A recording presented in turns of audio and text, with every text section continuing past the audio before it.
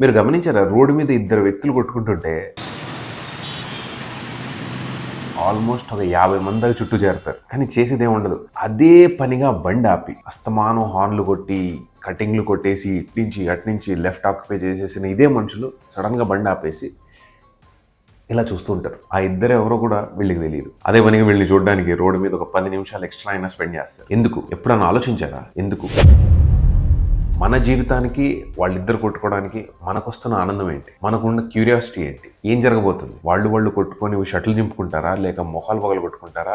లేక రక్తం బీభత్సం సృష్టిస్తారా? ఏంటి మనకి సాడిస్టిక్ ప్లెజర్? దీన్నే సోషల్ వైరిజం అంటారు. మన యూజువల్ లైఫ్లో జరిగే దాని గురించి విభిన్నంగా ఏదైనా కొత్తగా మనం ఇలాంటివి చూస్తే ఆటోమేటిక్గా అట్రాక్ట్ అయిపోతుంది. రెండో రీజన్ దీనికి ఇచ్చేది మిర్రర్ బిహేవియర్. అంటే ఒకడు ఆపాడు, వాడిని చూసి మనం కూడా ఆపుదాం. రీజన్ ఏమి ఉండదు. అందుకే చాలామంది సైకాలజిస్ట్ దీనికి షీప్ మెంటాలిటీ అంటారు. మన డ్రీమ్స్ కూడా షీప్స్ లాగా ఉంటాయి అంటారు. వాళ్ళు ఇంజనీరింగ్ చేస్తున్నాడు, వాడు మెడిసిన్ చేస్తున్నాడు, లేదు ఇంకోటి ఏదో చేస్తున్నాడు, నేను అదే చేస్తాను. Human mind loves drama.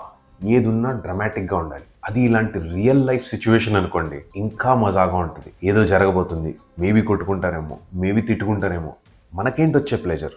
ఇదే కాన్సెప్ట్ని బేస్ చేసుకున్న షోసే Bigg Boss, Big Brother, one of the most successful shows of Indian television history.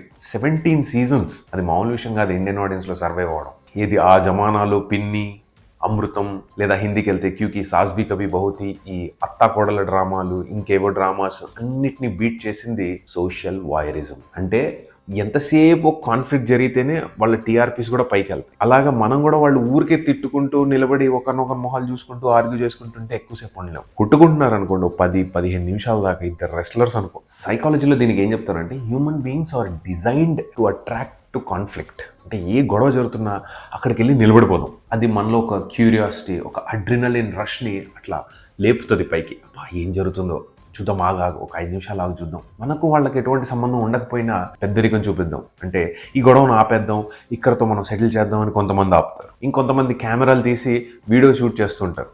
ఎందుకంటే దాన్ని సోషల్ వ్యాలిడేషన్ అంటారు. నేను ఆపలేదు, కానీ నా దగ్గర ప్రూఫ్ ఉంది. నేను ఈ గొడవ చూశాను, దానికి ప్రూఫే ఈ వీడియో. వాళ్ళ ఫ్రెండ్స్లో అవ్వచ్చు.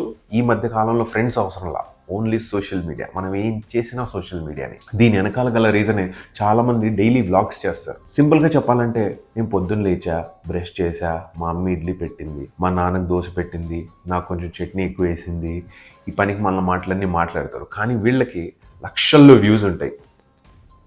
ఎందుకు? మనకున్న క్యూరియాసిటీ వల్ల. పక్కనోడి జీవితంలో ఏం జరుగుతుందో తెలుసుకోవడం, ఆ క్యూరియాసిటీ వల్ల. దీన్ని మెడికలీ వాయరిజం అంటారు. సోషల్ వాయరిజం. దీని లిమిట్స్ ఎక్కడ క్రాస్ అవుతుంది అంటే, సోషల్ వాయరిజం నుంచి మొదలుపెట్టిన ఈ డిజైర్ సెక్షువల్ యాక్ట్స్ దాకా వెళ్తుంది. వేరే వాళ్ళు చేస్తుంటే చూద్దాం.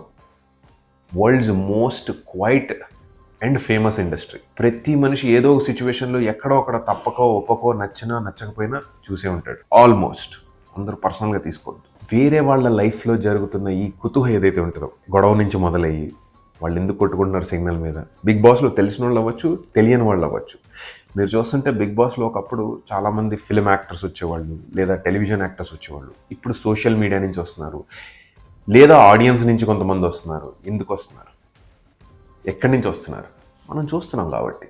ఇదే లెవెల్స్ ఎక్స్ట్రీమ్ దాటితే ఎక్కువ చూడడం వల్ల medical side effects, social impacts బీభత్సంగా ఉంటాయి.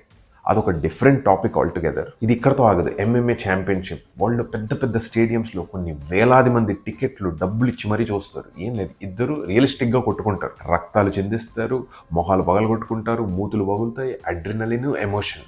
డబ్ల్యూడబ్ల్యూఎఫ్ చిన్నప్పుడు అందరం చూసే ఉంటాం టీవీలో. మనకు అది ఫేక్ అని తెలవడానికి చాలా టైం పట్టింది. అది చూడడానికి కొన్ని లక్షల మంది వ్యూవర్స్, కోట్ల మంది ఆ ప్రోగ్రామ్ని టీవీల్లో, సెల్ ఫోన్స్లో లైవ్గా చూస్తారు. Everything is design to money అంటారు. అన్నీ మనీకి లింక్ అయ్యి ఉంటాయి. ఇప్పుడు ఈ స్పోర్ట్ అనుకోండి, ఈ డబ్ల్యూడబ్ల్యూఎఫ్ వీళ్ళు కొట్టుకుంటున్నారు. సో దీనికి టికెట్ పెడతారు, లేదా ఆన్లైన్ స్ట్రీమింగ్ పెడతారు. ఎందుకు? మనం చూస్తున్నాం కాబట్టి. మనం ఎందుకు చూస్తున్నాం? మనకు తెలియని ఒక సైలెంట్ సాడిస్టిక్ ప్లెజర్. ప్రపంచానికి లెక్చర్ ఇస్తూ ఉంటాం కదా, మనం ఇది చేయకూడదు, అది చేయకూడదు అని. మన దగ్గర కల్చర్ పాడైపోతుంది, లేదా అమ్మాయిలు ఇలా బట్టలు వేసుకుంటున్నారని జడ్జిమెంట్స్ పాస్ చేస్తారు కదా. వీళ్ళందరి బ్యాక్గ్రౌండ్ స్టోరీస్ చూస్తే ఏదో టైంలో మోస్ట్ ఆఫెన్గా చూసే ఉంటారు. ఇలాంటి సాడిస్టిక్ ప్లెజర్స్లో కూడా బతికే ఉంటారు. అది తప్ప రైట్ అనట్లా, it's a part of human necessity, ఏది సోషల్ క్యూరియాసిటీ. బట్ పాయింట్ ఏంటంటే ఎందుకు దీన్ని బ్యాడ్ అంటారు?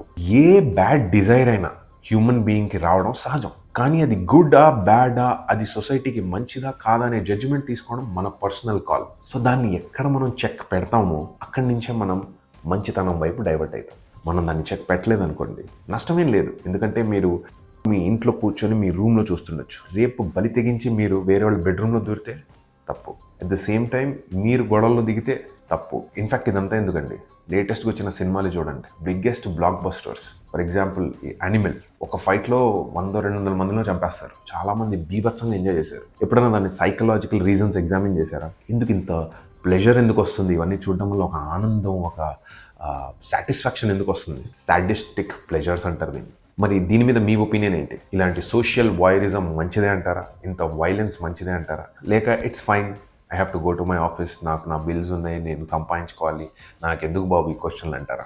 మెడికల్లీ ఇలాంటివన్నిటిని ఎక్కువ ఎంకరేజ్ చేయకూడదని బుక్స్ చెప్తాయి.